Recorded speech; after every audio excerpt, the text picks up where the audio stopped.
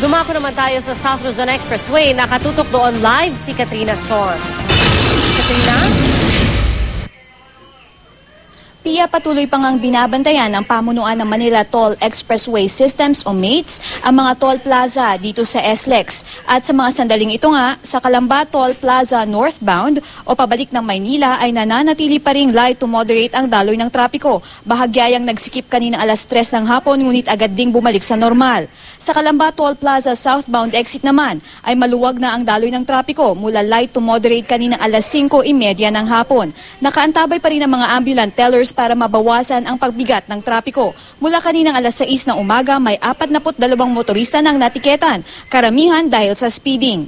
Nagbabadali kasi kami, kaya yung suki namin doon sa dinilibera namin ng vegetable doon sa Calamba, Holy Week na kasi, kaya marami silang customer ngayon. Ayan tuloy na disgrasya, nahulog sa kanal eh.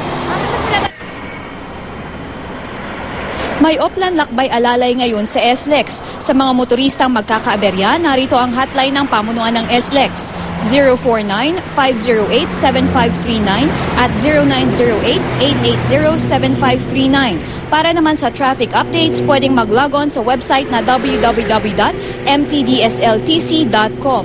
At paalala naman sa mga magdaraan sa SLEX na mahigpit pa rin ipinapatupad dito ang 60 km per hour na minimum speed limit at 100 km per hour na maximum speed limit. Pia?